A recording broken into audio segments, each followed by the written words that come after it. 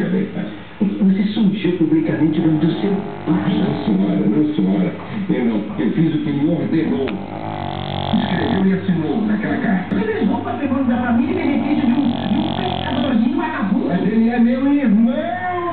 Ele é meu irmão! Pacífica, meu irmão, ele tem o meu sangue, Violeta. Ponha isso na sua cabeça! Eu fui humilhada por aquela cobra. Eu